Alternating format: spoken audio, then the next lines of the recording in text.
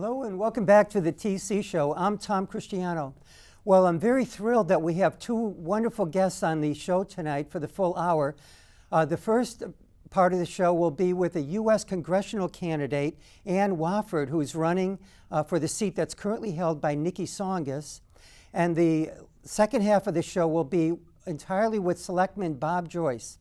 So Ann, welcome to the show. First time on the show. Thank you very much for having me here. I do appreciate this. Thank you very much for being here. I'm so excited to meet you and talk to you and go over all of these many issues that we have going on, not only in the state, but throughout the country and the world. Yes. There's so much to talk about.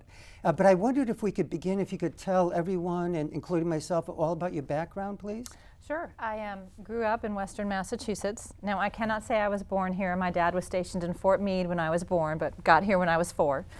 Went to Cathedral High School in Springfield, and then I went to Cornell University, where I got a BS, majored with a BS in chemical engineering, and then I spent the next 17 years in private industry as a chemical engineer. I live in Haverhill, Mass. Now I've lived in Haverhill for 10 years. I am married. We have 2 children. And that's kind of the basic background for me. Yeah. So, and as a chemical engineer, I dealt with numerous government regulations, regulatory agencies throughout that time span. Yeah. So, you know, like I said, going to Washington isn't going to be a shock. Yeah. I can work that government bureaucracy. Yeah. So. And if you win, are you planning to move your entire family to Washington? No. My children go to school here. I will still be coaching soccer in the spring, the Haverhill Youth Soccer. Yeah. No, we're not moving. I mean, this is where we live, this is home. So you would probably go, like many congressional people do, during the week, and then you'd come back for the weekends or something? Well, even better than that, we just have an hour flight, here from Massachusetts to DC. So the plan is really drop kids off at school Tuesday morning, fly on down, so that way we're here in the district Monday, one of the offices, probably rotate, because we'll have a main office, but it's a very diverse district. Haverhill is the far east of the district. Follow the New Hampshire border. We have 37 cities and towns up to Winchendon on the northwest corner. You come down to Gardner, loop around Leominster, down to Marlborough. Yeah, we have some of Sudbury, and then you kind of come back on up. So it's land-wise, this is a big district. Yes. But 10 years ago, you decided to move into Haverhill, did you say? Yes. So could I ask why you decided on Haverhill, you and your husband? Certainly. When I met my husband, he was an aerospace engineer. But he then went to medical school, and he actually did his residency in the Boston area. And so we ended up picking Haverhill. At that time, I was doing an awful lot of traveling for work, and I wanted to be close to airports. So we have Manchester and, of course, Logan. Yes. And if folks remember housing prices in 2004, and folks are like, but if he was in Boston, well, the farther away from Boston, the less expensive the housing, and that's kind of how we ended up in Haverhill. Nice. So do you like it so far? Oh, I do. Oh, we've really enjoyed it in Haverhill. But I mean, 10 years out, our house isn't worth as much as it was when we bought it in 2000. Well, that was about a year before the peak. Yeah. It still hasn't come back, you think? Not yet. Oh, okay. Not yet. Yeah. Well, it will soon, I believe. Oh, it will. But we're very happy there. I mean, it's just, It's just, we have a 1-bathroom house, so we're kind of always keeping an eye on where is it. Our family's grown. We have the 2 children now. And and one is in kindergarten, did you say? The youngest is in kindergarten. And the other is? 2nd grade. They're 7 and 5. Nice. Oh, that must be exciting to hear them talking and all kinds of new sentences they're coming up with, new things they're saying, and talking about politics at all, or your race? No. Well, they have participated in the summer. They were at the Chelmsford 4th of July parade with us when we were here walking in that one. Some of the family type things brought them to, but since they've been back in school, not as much. We've kind of tried to go back to that regular schedule that they always have. But summertime is for those things, to get to know that. Well, Ann, I was wondering if you could tell us why you decided to make this big decision to run against an incumbent U.S. congressperson. I think she's been in office for a number of years now, maybe since 2007 or something. Yep, 7 years. So why have you decided to run for this seat currently held by Nikki Tsongas? Well, it really started out when, you had the Republican convention, and there was a lot of talk about some other things. And I'm like, well, who's running for Congress in our district? And there was nobody. And it was kind of, why are we waiting for, I don't feel like I've been represented. So, I was kind of like, who's my choice? What are the options? What's going on? And then it kind of came down to, why are we waiting? There's nobody running. Why are we waiting for someone to tell us who's going to run? I'm going to run. My husband went, you should. And it just kind of started from there. And the more I've been in this campaign, the more I know this was the right decision. You know, when you look at the 9 U.S. congressional districts in Massachusetts, 6 of them do not have a Republican challenger to the incumbent Democrat. Well, you think of all the folks who have fought and died for this country, so we have that right to vote. And I refuse to be told, this is who's representing you for the next 2 years. So I'm out there making my case on why I would be a better representative in Washington, D.C. than our incumbent. Wonderful. Well, we'll be talking about many issues, state, local, and international issues, and we'll begin with kind of an international issue. But then later, if we have time, you could summarize everything at the end of the show if we have time. But I thought as we go through each issue, people will get to know about you, what your thoughts are, what your feelings are on different issues, and that will help us determine whether or not we should vote for you or not on November 4th, right? I hope to earn the vote. I do. Great.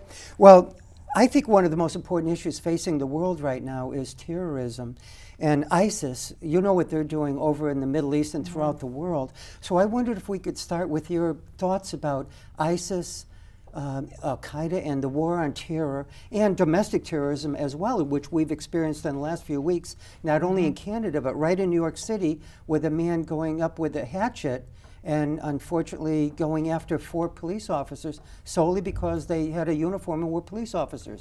Right. And he was a terrorist. Yes, they have now. They've officially said that finally determined We're that. still waiting on Fort Hood to come out as a terrorist attack to help, those families and their benefits, because that changes from workplace violence to essentially active duty if it was a terrorist attack, and that still has not happened yet.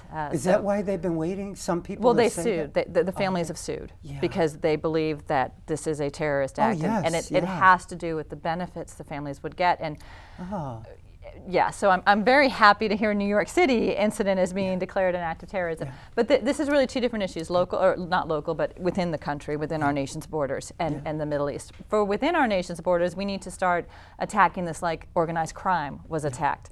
Because in many ways it seems to have developed the same way throughout the country, the organization. So let's start attacking it that way. I don't feel like that's been done, that initiative has been taken yet. When we go to the Middle East, and I really have to go back with how we left Iraq, because the way we pulled out is part of the reason this is going on. And if you look at World War I, we didn't do a status of forces agreement, and we had World War II. Well, after World War II, we did a status of forces. We have always done a status of forces since then. We still have troops in Europe. We still have troops in Japan. When we left Iraq, we did not do a status of forces agreement. We had nothing left behind, no troops. Everything was pulled out. That was a mistake. That has helped lead to part of the chaos. Then we have what's going on in Syria. And could I just go back to Iraq for 1 second? Didn't the government of Iraq refuse to sign that status of force agreement? No. Now, right now, we have something with them. And in Afghanistan, by the way, we have done a status of forces agreement. I know we just recently pulled our folks out, but we have that status of forces, which means you always have some troops left behind. But in Iraq, no. Right now, we have an agreement. It's not a status of forces. But right now, we have come to an agreement. But no, my understanding is that a status of forces agreement was what folks wanted, and our executive branch decided no, we weren't going to do that. I see. Okay. So you're going to mention Syria next? Well, because the next thing is Syria, and this is really the foreign policy. It has failed. It is not a foreign policy. It is not a strategy. Originally, we had this red line in Syria, and they crossed it. And what happened? Nothing. All right. Our foreign policy, no one believes us. We are not. We have always been the nation the world trusted. Right now, we're not. And we need to get back there on that. So how do we start with the Middle East? We need to go and work with trusted allies. So if we're talking about Syria, we don't have the intelligence right now to know who our allies are. And that has been admitted because of everything that's happened there. Who do we know we can work with? The Kurds in Iraq. They have proven they can fight. They have been with us from the beginning. We need to start by getting the arms to the Kurds. We know going through Baghdad isn't getting to the Kurds. So let's start there and start the battle there as we start to take things back from the Islamic State. So that's where we need to start. And This is Yes. called a strategy. Yeah, This is something we need to have in our foreign policy. Yes, So that yeah. is where I would start. Thank you. Thanks.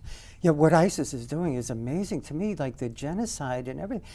It seems like another Hitler, but a lot of people don't seem to be appreciating. Many do in this country, but many others don't, and it just What's surprises happening me to the sometimes. Christians is awful. Well, and other religious not groups, just right? the Christians, and but the way they slaughter them and take the women, and God knows, what they're doing with them and killing, and right.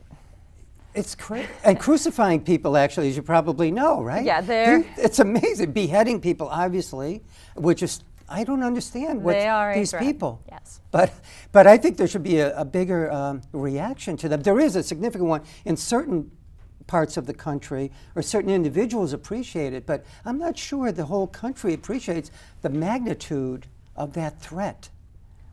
Well, and I think part of it is this waffling foreign policy. Okay, yeah, but We need to know what's going to happen. What is the strategy? And it's let's do something to humor folks, like this thing about bombing Syria, 6 times a week or something. I mean, it's absurd. This is a waste of time, a waste of money. It's not a strategy. Yeah.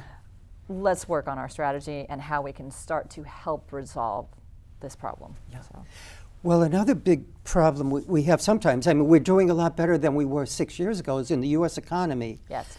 As you know, how things were when President Obama took office in January 20th, 2009, we were losing about 500,000 jobs per month. Now we seem to be gaining on average about 200,000 jobs per month. The unemployment rate now nationally is about 5.9%. So what are your thoughts about the economy and how it could be improved? If you were in Congress, how would you be voting? Well, there are a couple basic principles. I don't like the federal government telling us what to do, and I don't like the federal government wasting our money. So when you in general have a question, go, is the federal government telling us what to do? I'm not going to like that. And are they wasting our money? Not going to like that either. So right. One of the things we need to do to help our small businesses is cut back on some of this onerous regulation. You can't grow. It's even hard to get started today. Okay. So we need to cut back on that. And one of them is the Affordable Care Act. That business mandate, it comes into effect after the election. All right. Now, there are parts of this Affordable Care Act that need to be reformed. Everyone seems to love the fact you can have your children on your health insurance through 26. Yeah. Okay, we passed a law that says just that. Yeah. I know I'm one of the folks who loves the fact you cannot deny someone coverage based on pre-existing conditions. Yes. But pass a law that says just that. And you know what? Let's do some common sense healthcare solutions. Yeah. How about we let folks sell health insurance across state lines? Okay. Basic supply and demand, basic economics. Yes. Let's help bring it down, because we were promised our health insurance was going to go down $2,500 a year. We're a family of 4. Our health insurance has gone up. Our copays have doubled. We don't have the same choices we have. This is not helping us. This is one of those things where I believe more people have been hurt than have been helped. Yeah. All right, and that's one of the things, these overreaching, comprehensive stuff, it doesn't work with Congress. I see, yeah. So it's too much regulation. And I have pledged and I promised to read every bill before I ever vote on them, because in the chemical engineering field and all the regulations we had to follow, I know how important those words are and what that requires of an industry to do. Yes. So, and not only that, but after I vote, I will post on social media why I voted the way I did. Yes. Even if it means I voted no because I got this 500-page bill 20 minutes ahead of the vote, yes, and I didn't have time to read it. Yes. So I'm not going to pass something I don't have time to read. Yes. So, and I grew up under Ronald Reagan, trust but verify. Yes. You know, no yes, matter who assures me what's in the bill, yes, I'm still going to read it. Yeah. So. And speaking of the media, do you want to let people know what your website is so they could go and Thank you. Know more about you? And you can always call me at 978-701-1920. I do call back, by the way, if it does go to voicemail. And then the website is www.woffordforcongress.com, and Wofford is W-O-F as in Frank, F as in Frank, O-R-D as in Delta. I spell out 4, I'm old-fashioned that way, forcongress.com. And you can click to Twitter, Facebook, send an email directly to the campaign, all from that website. It does tell about my background, why I'm running, Some of the main issues, we have a media link that will link to different articles, different things we've commented on. It even has the first debate held by the League of Women Voters on October 5th. Yes. So you can actually watch that debate. It's about 40 minutes. Wonderful. So. And you had another debate today, which you might be able to get on your website Right. eventually. And this show will be on YouTube, which we'll put the link on your website. I imagine you will Yeah. later. I try to as much as I can. Yeah, yeah. And so another big problem right now is the Ebola epidemic, not only in Africa, but now throughout the world, really. What are your thoughts about that, the Ebola epidemic? Well, I think what happened in Dallas showed us we're not ready for this. Okay. We're not ready to handle this in the general population. Even now, yeah? I don't think you so. don't think, I okay. don't think so. We can handle one, maybe two. You know, when we now move them, as you saw what they did with the nurses, they moved those folks out of Dallas, and that is an excellent hospital in Dallas, to the sections that those hospitals that are geared, where we've had the other folks come. Yeah. I do think we need to do a commercial travel hold at this point in time, because I know the CDC has said all that's going to do is delay the disease getting here. Good. Yeah. We have to work on our protocols. They are not ready for this to come here yet. And you mean from certain countries, right? Well, or whatever. like where we know, Sierra we know, Leone, yeah. Liberia, the countries that we know have this. Yes. Now, I love Doctors Without Borders. I have so much respect for them. Obviously, we're still going to let our medical aid, our medical folks go in there, because understanding containing this is very important, and helping the folks who have it there. And come back afterwards, right? Yes. Okay. And I know that's where the debate is right now. And there is a certain amount of personal responsibility. I am still disappointed that this doctor rode the subway in New York City, took an Uber car. Went bowling. Yes. I would think that, you know, common courtesy would not have you do this, because you don't know. There's that risk. For the 21 days. This 21 day. You can be in your apartment, you have internet, TV. Yeah. It's New York City. It's no problem getting food, you know, sent to you. So, you know, there is a certain element of personal responsibility. I applaud the governors who've made this stricter. Yeah. They're acting where our federal government has failed again, to step up the standards and say, you know what, we're going to go ahead and take this into our own hands, because we're going to protect the folks in our states. Yes. So. Well, another big issue in the country and throughout the world to some extent is illegal immigration. What are your thoughts about that, Ann? First off, I have a brother-in-law who legally immigrated here from Sri Lanka, and I have another brother-in-law who legally immigrated here from Iraq, my own, after the first Iraq War. My own maternal grandmother legally came here from County Mayo, Ireland, through Ellis Island, which was set up for health reasons. We are a nation of immigrants, but we're not a nation if we don't have a border. If you go back to 1986, when then President Ronald Reagan granted amnesty, there was a second part to this bill. We were supposed to secure the border. A lot of time has passed since 1986, and nothing has happened. So we know if we just do an amnesty, we're not solving the problem. Let's secure the border. All right, we are not a nation without that border. Secure it. Yes. You're probably referring to the southern border, right? And what the about, northern. Okay, the No, northern, so it's borders. Well, then all we're doing is having folks come this right, way. well, the That other way, doesn't, no, the So borders. it's all the borders. Maybe I should go like that. Yeah, Borders, okay, so I kind of go like this, secure the borders. And then I am willing to work to an earned path to citizenship, but I have witnessed what my brother-in-laws have gone through to gain citizenship in this country, that it has to be an earned path to citizenship. You do need to have some history of our country. There are certain requirements you need to have to get to citizenship. And, you know, I feel if we don't do that, we're penalizing everybody who played by the rules, obeyed our laws, came into this country legally. So, and that also will help us with the dreamers. So you know, secure the borders. Secure the borders. How about, and don't pass comprehensive immigration reform yet. Okay, honestly, nobody believes our president right now when he tells us he's going to do something. Pass something to secure the border. That's it. And then when we start to see that happen, then let's work on comprehensive immigration reform.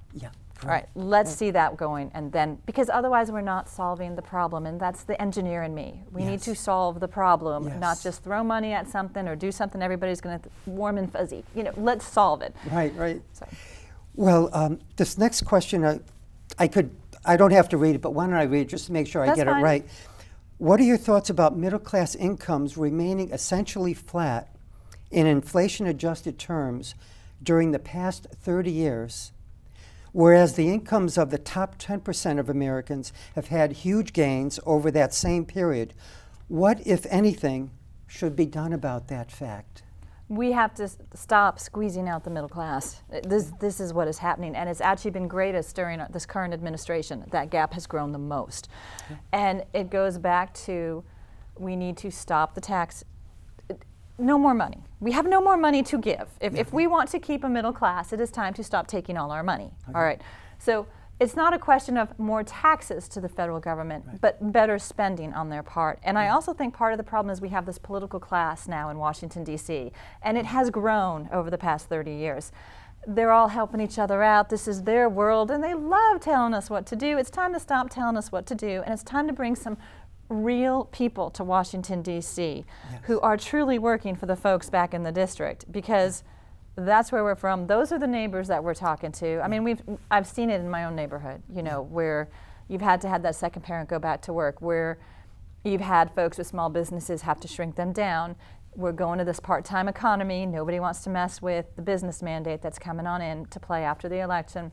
Yeah. So, no, I've seen it. It goes to this overregulation that's killing the middle class and the small businesses, which are the heart and soul not just of this district, but the country, because they end up being the greatest employers. Yeah. So we need to make sure these things grow, keep continuing to grow. Yeah. Less money. And one of the things I've said is, even if it's for a little while, we saw after President Kennedy, when he did the tax break, that's when both my grandparents bought their first home, on both sides. We saw after Ronald Reagan did the tax breaks, it helps get the economy going. Yes. Why is everyone so opposed? History has shown us, when you give tax breaks, the economy grows.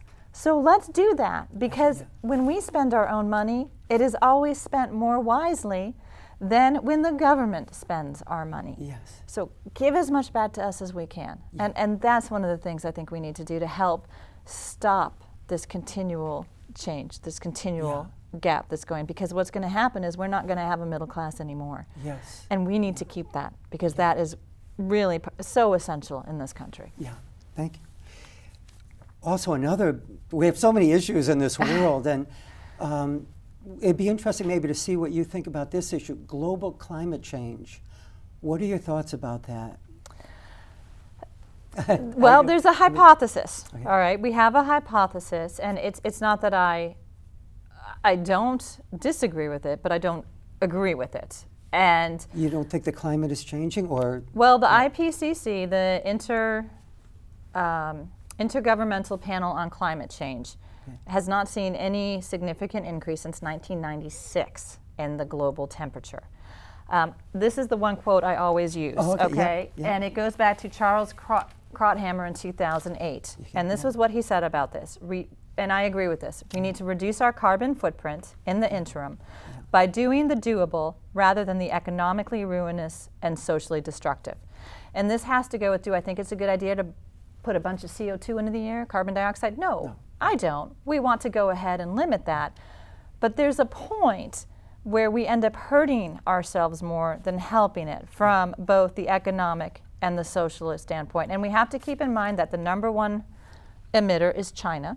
Okay, yeah. Number 3 is India, and they're not changing their practices. Who's number 2? That would be the United States. I'm not 100% sure maybe if it's us or Europe right now, but #1 and number 3 have China, stayed. It might be if you counted it. You see the video of China and the Beijing. Pictures. It's amazing. It's all smog and smoke, and they're wearing very often smoke. It's just amazing. So I think they're going to start cleaning that up if they haven't already, right? Eventually, they'll have to. Yeah, I still don't understand how they're able to hold the Olympics there, to be honest. It was, there are some health issues there. And that's why I say I don't think we should be pumping a bunch of CO2 into the air. Yes. But there's a certain point where we're shutting down a lot of coal plants. And I agree, we've done a super job if you look at how much coal was just in our own grid back in 2000 compared to today. Yes. We're in the right direction. Yeah. But, you know, our winter rates are going up 37% for our electricity, and that's the winter rate. Yeah. That's where you start to get to the economically ruined. This is going to have a huge impact. Yes. So. Yeah. Well, some people feel that all the lobbyists in Washington are affecting the legislation that comes out of Washington. As you know, we have a lot of gridlock now in Washington, D.C., and can't get hardly anything done. A lot of people attribute that to the campaign finance laws, which are practically non-existent now, that huge millionaires and billionaires throw in a lot of money in PACs and just support a lot of candidates which help them selfishly, their own particular issues and that kind of thing. So what are your thoughts, if any, about campaign finance reform, which we used to have? Remember the McCain-Feingold bill of 20 years ago, whatever? What are your thoughts about campaign finance reform and all of that? Well, first off, we said from the beginning, this campaign, we're kind of the startup campaign, but we were never going to take PAC money. Okay, we weren't even going to do that. Now, I realize my opponent, she has taken from some environmental PACs because, as she says, she's done good work there. So, you know, that's the whole question with the PAC money.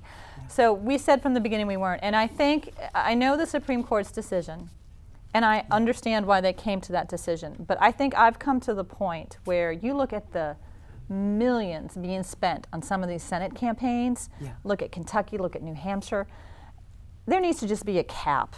And it can't be a federal cap because, you know, advertising costs in New York City are not the same as Lincoln, Nebraska. So be like a state-by-state cap of some sort. But there should be some type of cap. You know what? If you're running for U.S. Senate, this is the amount of money that can be spent on the campaign. If you're running for U.S. Congress, this is the amount of money that can be spent on the campaign. What about the outside money, though? Is that counted in the cap? You know, these people who say they aren't affiliated with any one campaign. In kind. What about that? Yeah, that should be an in-kind donation. So it's included in the cap, yes. right? Yes, yeah. For what Otherwise, is spent it would be for that meaningless. candidate. Right, and if you're against another candidate, then you're for that candidate. Yes, yeah. So that way, also the particular individuals can't go, oh, well, I had nothing to do with that. That was a PAC. Now it comes into that loop. So that's the type of finance reform I would like to see because we have just hit, just think of what this money could do if it wasn't going towards these billions campaigns. of dollars. It's amazing. And sometimes small campaigns, you know, coming in from throughout the country, say to New Hampshire, which is an important race, or to Kansas or wherever. So, but we only have a few minutes left, and we have so many issues that, I think there's about 31 states in the United States that allow gay marriage at the moment. What are your thoughts about gay marriage and gay rights and equal rights for everyone? Well, first off, I think this should just be a state issue. I think everyone has learned that social issues should be state issues. We're a very big country. Let the states decide. You know, Texas, Massachusetts, not the same. You know, leave it to the states. That's where I am on that. And, you know, my whole thing has always been you are who you are. And ultimately we all have a job to do or whatever. And that's kind of it. Did that answer the question? Well, are you in favor or opposed to gay marriage? I mean, it's fine if no, if, I'm okay with think. civil unions. With civil unions, all right, I'm fine with civil unions. Yeah. But when you use the word marriage, and maybe to me that just means something else, and to me that's the traditional marriage: the one man, the one woman. Yes, so, I understand. Thank but you. I do believe let the states decide on this one. Yeah. So. And Massachusetts, of course, is one of the first states that right, allowed they gay led the marriage, way on that one. But how about the minimum wage? What do you think about raising it at a national level? As you know, right now it's about 7.25. Massachusetts, of course, is much higher than that. But what are your thoughts about raising it, since you'll be going to U.S. Congress, on the national level? Well, and this is where I go back to the federal government is not here to save all of us. All right, I am a big proponent of state rights, and the cost of living here in Massachusetts is not the same as the cost of living in Louisiana. Yes. Massachusetts is above the federal minimum wage. It has its own. Yes. Now, Louisiana is a state that has the federal minimum wage as its own. Yeah. So my thing is let the states decide. Now, if representatives from Louisiana came to me and said, hey, the state is not keeping up with what needs to happen. We need to change this at the federal level. I'm fine with that and working with them and the other states that are currently using it. But I don't see the need to dictate to make any changes at the federal level. Massachusetts is addressing it. Every other state is right. Have it more at the state level. Yes, I do think so. The social issues you were saying. Well, remember that. But I'm a limited federal government person. Yes. So, and I believe in the states' rights, and it is such a great, diverse country that let it stay there. So. Yes. That's consistent throughout. I understand. Yeah, I gave you those two things in the beginning. Go with me on that. So. Well, what do you think about background checks for all gun purchases, including at gun shows? Yes, no, I do think you need a background check. I am a strong supporter of the Second Amendment, but the 3-day waiting period makes sense. Because if you need a gun now, something else is going on.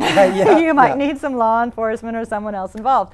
And to me, the background check makes perfect sense. You know, that you have to do that. And I don't like the gun show loophole. And I understand folks say, well, this is the whole, you can still do a background check. Especially with all the computerization we have now. Exactly. Even with remotely, you could get computer data. But I agree, because we have so many kind of mentally ill people getting hold of guns now. We just had another school shooting in Washington this week. And they haven't figured that one out yet, right? That was the football player, and well, he was maybe like a his girlfriend or somebody rejected. They call him. He was like a prince of the freshman class anyway. You know, like they have a king of the class. Right. So he was very popular and all that.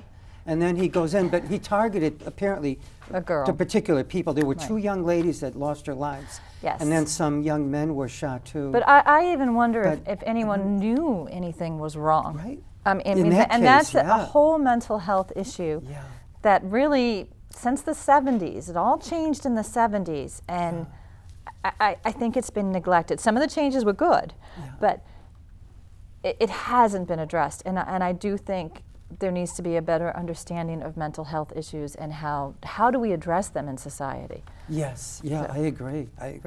Well, how about prison sentences for nonviolent drug offenders?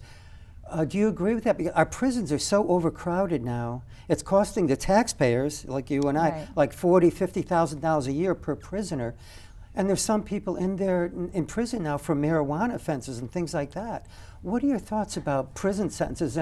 We seem to be giving too many people prison sentences. I go back to let the states decide. All right, and you look at Colorado, where marijuana is legal. All right, so they're going to have a different answer than Maine might have. So I go back to that should be a state decision. Thank you. I'm trying not to cop out. I'm trying to make the difference of federal versus state, because I do not believe the federal government is the end-all and be-all and the answer to everything.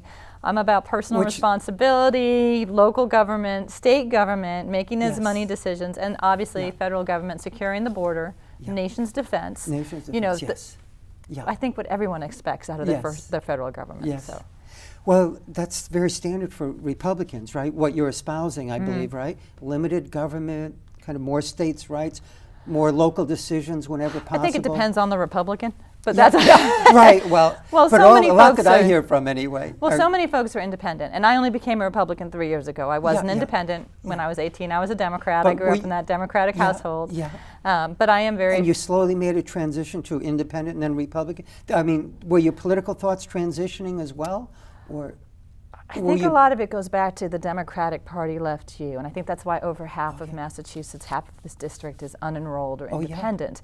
You don't have the Gebhardts, the Liebermans anymore, kind of more your moderate Democrats. But you can say the same for the Republicans. But what I will say is when it comes to fiscal issues, I am very conservative. I mean, it has just gotten out of control in Washington, D.C. Like I said, they don't need any more of our money. It needs to be spent better, more wisely spent, and a lot of this can be done if folks just have the will. And this is where it goes back to more folks from the private sector involved, because we always just work to get a job done. It's this whole reaching across the aisle, it's a DC thing. You still have a job to get done. It shouldn't matter who you're working with. You work with everyone that's needed to get the job done. And that attitude needs to go. And one of the things I have said is the Republicans are the majority party. There's not a single person at the federal level for Massachusetts in that party. Its caucus is less than 10% female, and what is somewhat historic here is you have a Democratic female running for Congress versus a Republican female running for Congress. You're going to get a female. Right. So, which is fine with me, and I imagine in 2016 we may have some female, very viable presidential candidates. I would agree with that, yes. And I think that's all for the better, in my opinion. We should go by the qualifications of an individual. And that's it, right. Who's the qualifications? And one of the things I have said is my opponent has been in there for 7 years. Now, Think of what's happened in your life. It's 7 years, professionally, personally. Think of what has happened to our country in 7 years. Yes. What has your Congresswoman done for you? Yeah. You know, I will work to resolve the border security issues, the health issues, be it through the Affordable Care Act, or stand up and say, it's time to cut off some of these flights right now till we have a handle on what's going on here in our country on Ebola. So, and how to have those protocols in place. And I think one of the things is we don't have enough folks challenging and standing up. And so I need to, you're getting the signal, aren't you? Yeah. Yes. Well, Ann, it was so great meeting you and talking with you tonight. I appreciate this. I wish you the best of luck in the campaign, and hopefully thank you very we'll much. see you on this show many, many more times in the future. Of course, always. It's always a great talking with you. Thank you very much. Thank you very Ann much. Wofford, Congressional Candidate. And thank you for having me. Oh, my pleasure. We'll see you now. We'll have Selectman Bob Joyce coming on the show. And as all of you know, Bob Joyce was reelected as a selectman this past April. And he had been a selectman in the mid-90s here in Chelmsford. And then he decided to run again, and now he's a selectman again. And I'm back. And it's going to be great to talk to Bob again. Let me just get my some notes here. So, Bob, thanks again for being on the show. It's your 9th time on the show, so I got to break the 2 digits. at least one more time, and it's the 2 digits. But we start a new row with you on the Excel spreadsheet because it goes 8 per row. Oh, so okay. I put another row, and that's getting unusual a little bit. So thanks for being here, Bob. And pleasure. we have a lot to talk about. But just quickly, if you could just quickly summarize, how is it being back on the board now for the past 6 months or whatever versus the mid-90s? It's been interesting. There's different issues, of course, and the mix of the board is different. And with technology being what it is today versus 20 years ago, it's a lot different the way we get our agendas and stuff like that. So Yes. the mix of the board is different. I was on an all-male board. This board has 2 females. Yeah. So right. it's different. And a different town manager as well. Yeah, and a different town manager as And well. that, I imagine, makes a significant difference. I don't know, but Yeah, I mean, they're definitely. different people anyway. Mhm. So it's been different. Well, a lot's going on in Chelmsford lately, as you may know. One of the big issues right now, and it's not really a selectman per se issue, it has to do with the school budget. Recently, when they started the new fiscal year, in the summer, it was discovered that there was a shortfall of about $500,000. And then it looks like another $100,000+ was found of bills that weren't paid that were coming in. So there was a huge crisis, and everybody in Chelmsford knows the details, so I won't take up time describing that. And tonight, we're taping this on Tuesday night, September 28th, is it? Yes. And there's an open forum session. Right, which I'm going to. You're going to go to, okay, at McCarthy School today, where people are going to be able to talk about whatever they want, but a lot of people will be talking about this particular issue, the budget issue, and 3 school administrators were let go within the past month and a half, and a lot of people are concerned and upset about that. Right. So, Bob, what are your thoughts quickly, if you can, about that issue? To just hit on the last point that you made about the 3 staff people who were let go, I think it was kind of a knee-jerk reaction. The amount of money they saved by laying off those people is not substantial enough to cover the gap. And you might recall that originally it was $836,000, and then they took money out of revolving accounts, and they were able to get it down to like 500 or whatever that number was, 510. And then, lo and behold, a couple of weeks later, they find another $114,000. Meanwhile, we have vendors that are waiting for their money, like the milk company. So this is kind of a sticky situation. Yes. And it was the business manager of the school department who was almost at a assistant superintendent level. That's how they treat that person, like they're an assistant superintendent, as they do their IT director as well. But this bordered on criminal. I mean, she admitted that she basically took bills that were due in 2014 and pushed them into the 2015 budget to be paid, and that's illegal. You can't do that. Do you think she knew that ahead of time? I don't know if she did, or 'Cause she was just She seems covering. like such a nice person. I know, the she business does, yeah, manager yeah. who's on paid administrative leave now. Right, right. I can't imagine her doing something outright Yeah. illegal, not and being conscious of Right, it. and someone with her background should know better. Yeah. She came from a system. She had a lot of experience. Yes. You know, why would you try to push that in? And then, you know, if it weren't for the town accountant, who, by the way, works for the selectmen, finding these things, you know, I don't know how they would have been. You know, the auditor That's actually. John Sousa, right? You're talking about. Well, no, I'm talking about Darlene. Darlene. Yes. Right. Is he But the auditor originally found it, and then went to Darlene, I think, and Darlene started to go through stuff, and she found it. So, yeah. so, yeah, it's a tough situation. I think you know, laying off the 3 staff members was not the right thing to do. I think they should have done what they're doing now, and that's in analyzing the situation. Yeah. Meanwhile, we've got the business manager out on paid administrative leave, which is, you know, nice, but we're bringing in an auditor and an assistant superintendent type of person to go over procedures and stuff at a cost to the town. Yeah. So, and then the audit itself, I think, is going to cost up to $18,000. Wow. So, you know, where does all this money And then come this from? assistant superintendent type of person you Yeah. mentioned, how much is that going to cost us? That's for And the what- short term, you know. Why do? I'm sorry, Well, go ahead. because they wanted to have someone that was familiar with school budget and finance. And this Jeez. guy was from Bill Ricker. He was originally, I think, the superintendent in Bill Ricker at one time. I see. Oh. So, So we have to pay for that we're gonna person. have I to don't pay know for that. how long. Yeah, He's that could be a scheduled behind. 50. That could be a $50,000 or $60,000 bill. at the Yeah, end. it could be. Depends on how So- long oh he my stays. God. Are you planning to speak tonight at that public input session? No, Bob? no, Okay. I don't think it's right for me to speak on it. I think the residents of the town really have to let them know what they're thinking. I think the message has been received that you know, about the lady, the librarian Diggs.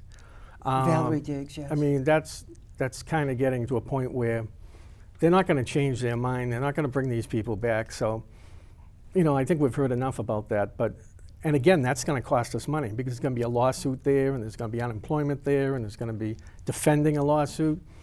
So, you know, Yes. it could be costly. Yes, it could be. Yep. Oh my God. It's not an easy situation right now. No, Gee. no, it really isn't. And, Oh. and then John Sousa, who never really gets upset about anything, got upset at one meeting because there were all kinds of problems with the school department accounting and their payroll, and payroll was being put in right. And Yeah. and I'm of the opinion that maybe we should bring the payroll over to the town side and let the town do all the payroll. If these kinds of problems continue, most definitely, it sounds like. Gee. And bring the manpower, you know. And the manpower with yeah, it, yes. the cost of the manpower over. so. Because we never have these kinds of payroll problems at the No. town level. Right? That is No. the non-school part of the town. Right. So yeah, that's kind of Yeah, an idea granted, to the- explore. Yeah, the school department's payroll is bigger, Yeah. so Yeah. you know it does have more problems. But Yeah, maybe. Well, whoever is going to be in that position though, Mm-hmm. should be able to handle it, and maybe we could have it audited every year. Did Yeah. they have it audited every year? I wonder, because Yeah. they definitely should to make sure everything's yeah, going right. The town does an audit every year, and then there's a management letter that's written. And over the years, the auditors have commented about like revolving accounts and things like that. Yeah. They're not held tightly enough. They're not balanced. They're not they're not reconciled. Yes. And so those things have come out over the years. Yeah. But yeah, the audit's done every year. Yeah, nice. Well, Bob, why don't we talk about a few local issues, and then we'll see if you have any particular you want to mention. One that might come up at our upcoming fall town meeting, the second day of it, which is what, November 17th or something like that. November Is 17th. the what we're going to do with the old fire station. Right. That's right across from the Chelmsford Common. It was built in approximately 1950, 1953, something like that. So it's a 60-year-old building. And a nice woman came to the selectmen meeting a few weeks ago, Mrs. Donahue or something. Mary Donovan. Donovan, and she talked about maybe making it some sort of museum and information center and something like that. You don't need a ton of parking. Right. It's not like a big retail space or Yeah. something. Yeah.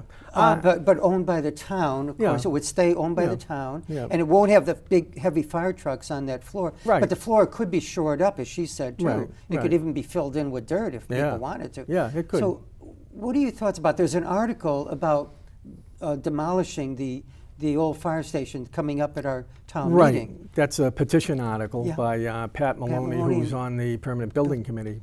But I'm opposed to knocking it down. My opinion is, what's the big hurry?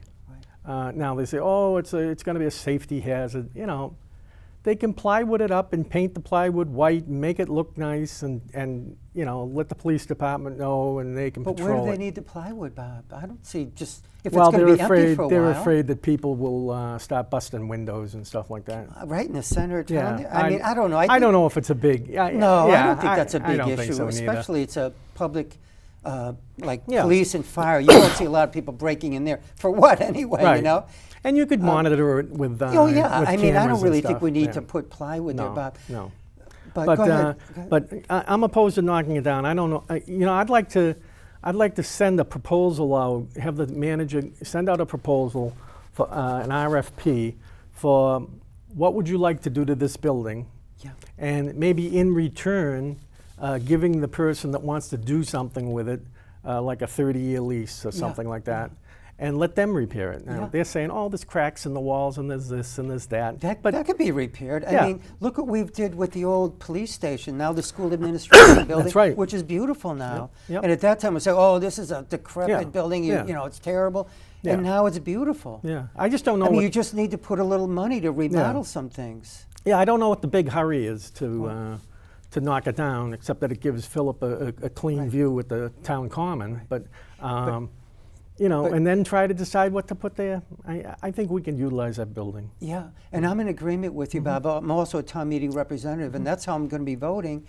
I certainly wouldn't mind that building being up. I like old buildings, first of all. Right, I'm a member of the Chelmsford Historical Society, Right. Garrison House. But a lot of these old buildings are interesting. And yes, it's not architecturally magnificent or anything, but it could be made even more beautiful with a few Right. $1,000, Right. you know, maybe $50,000 or $100,000. We Right. could make a really nice building out of it. And as you said, maybe somebody would want to come in and pay for that remodeling. Right. And we give them maybe a 10, 15, or 20, 30-year Right, lease. right. But let's hear what they have to say. I'm totally in Right, agreement with you, right. Bob.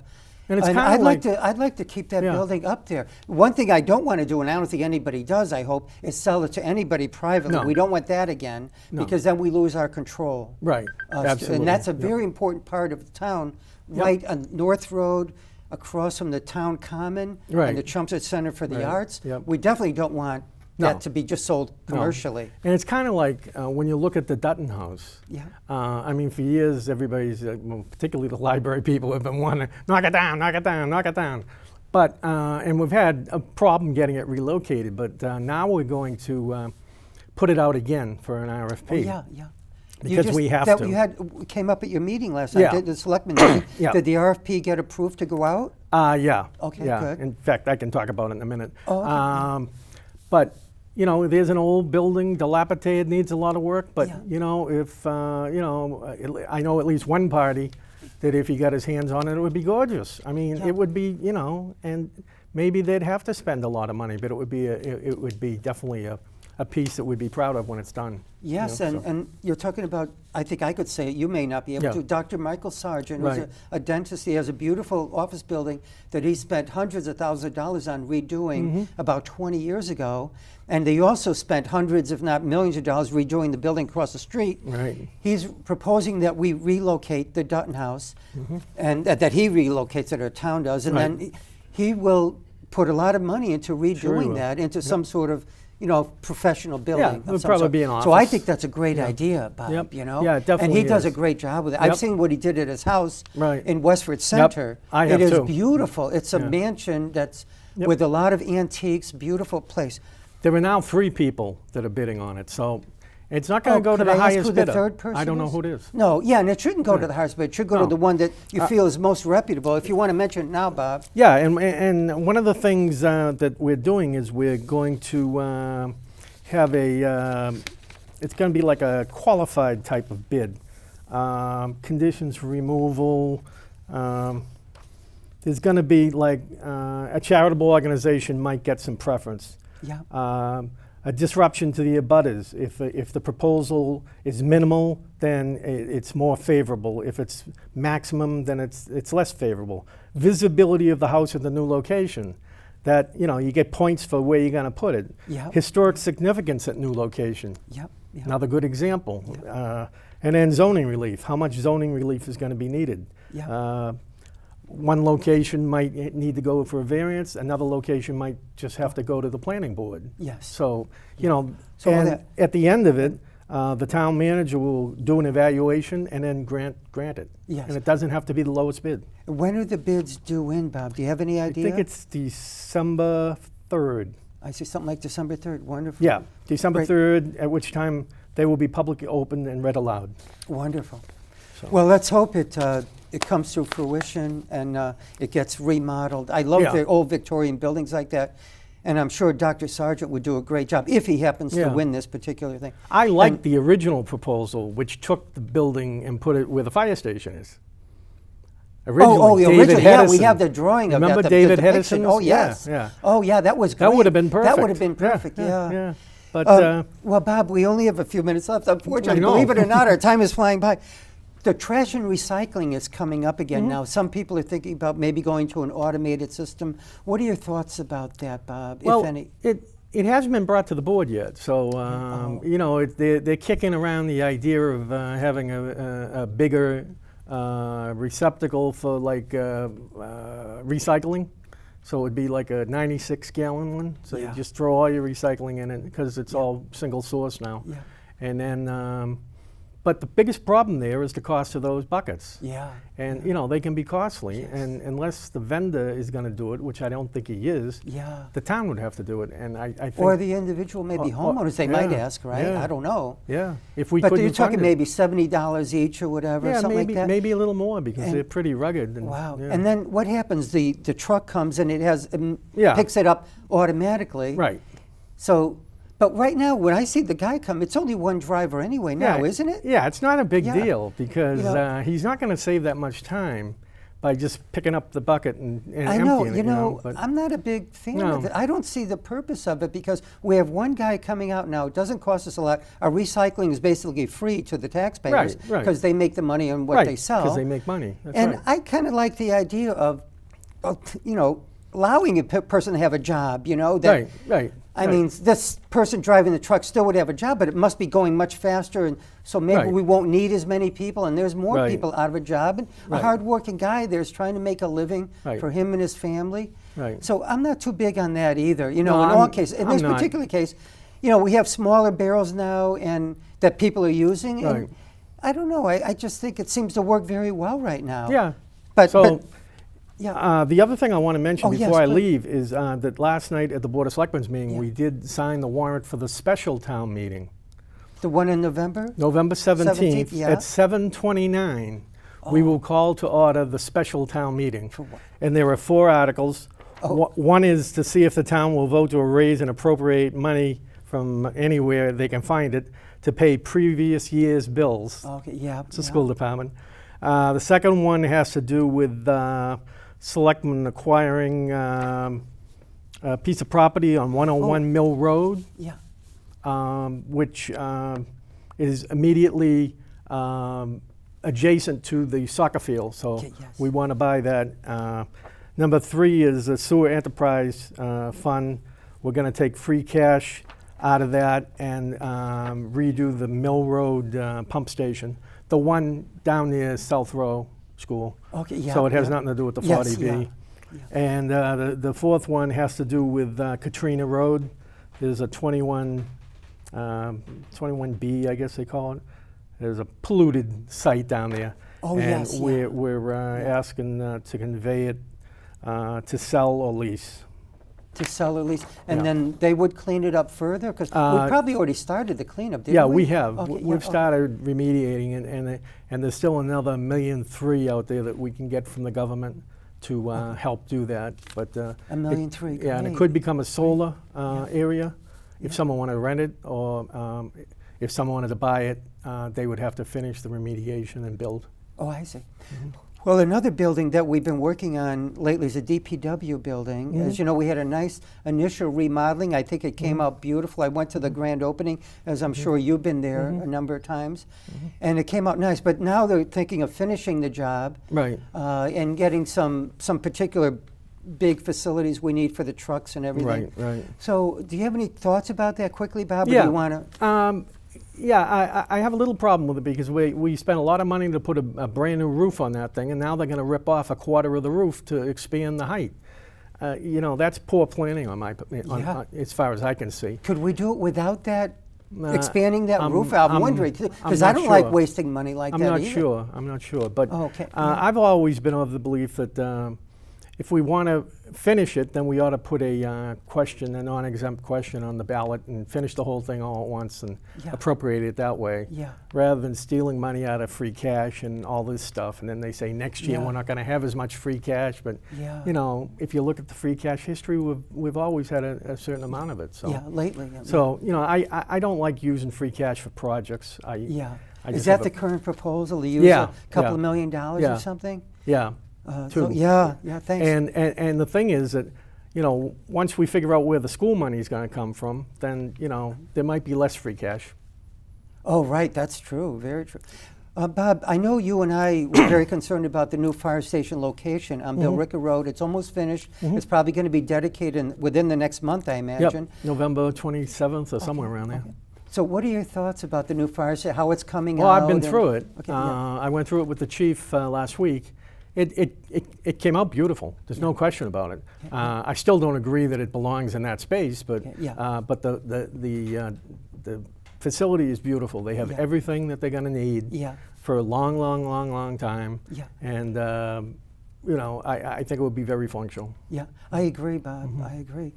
I notice in back where the old softball fields are, they really dug that up, and now they're kind of putting the dirt back down. Right. Is there going to be expanded parking back there, Bob? Which Is- I think would be beneficial. Yeah, there is some some expanded extent. parking for the senior center, the senior housing center, yeah. and I'm sure that's partially being built for the Little League too. But in the space that was the ball field, they're going to reposition the diamond, so there's only one diamond. One diamond, yeah. And it will be to the back towards the senior. Oh, and what's going to be in the front? It will just be outfield in the front. They Towards- could have the ball Yeah. going towards Chelmsford Street? Yep. Well, Jeez. these are girls. Okay. I'm sorry. No. But No, they're little girls. Yeah, and no, so I they know. don't have It to just worry about seemed it. strange kind Yeah. of to me to have the ball heading towards a busier road. But, And of course, the entrance going in is all going to be redone and paved and lined. And over there, and they're going to have drainage so you it know where the doesn't flood. parking was, where it was all muddy and everything? Yeah. That's all going to be redone. Oh, yeah, right? that's all on the gonna be- left-hand Yep, side, that's where all you go green into parking. vote and everything. Yep. Oh, wonderful. Well, that'd Yep. be good. Yeah, it's going to be nice when it's all done. Wonderful. So Well, it's Bob, great. our time is just about zipped by. Okay. Do you want to say anything to the folks at home before we leave, or No, just the only thing I can say is if people have a problem with what's going on anywhere in town, that they should stay in touch with us on the Board of Selectmen. We're all listed on the homepage. do you want to give out your email address? Yeah, now, my Tim? email is bjoyce@townofchelmsford.us. bjoyce@townofchelmsford.us, yeah. Right. And just quickly, it seems like we have a couple of a minute left or something. We have Bob Joyce. Oh, our times. I'm sorry. We have Pat Wojcik and George Dixon up for re-election next year. Do you think they're going to run again? Pat's going to be on my next show, by the way, to announce. But And do you have any You're going to speculation? pressure her to make a decision? Oh, no, I think she is. She's going to be ready, I think, then. Okay. Yeah, I think they probably both will. Yeah. They probably both. Yeah. Whether they'll run unopposed is another question. Yeah, but, we'll you see. know, Yeah, have you heard of anybody who No, might be? not yet. Yeah, No, no. Well, it's going to be interesting, exciting. You're just beginning your another 3-year term, right? Right, So right. you've half Right. a year into it. Right, Well, thank you very right, much, Bob, for right. being on the show. This is the Oh, thank first you. time we've done a one-on-one, I think, in a long time. Yeah, it's good. And I enjoy really it. appreciate it. Yeah. And Yes. thank you very much for being on the show, along with Ann Wofford, who's running for Congress. Thank you for inviting me. Thanks, Bob, and thanks everybody at home for watching the show. If you have any comments, please send me an email at tcristiano@comcast.net. And please tune in to our next show where we have 6 guests lined up, including Selectwoman Pat Wojcik and Finance Manager John Souza, and Chairperson of the School Committee, Mike Rigney. Thanks for watching. Ciao.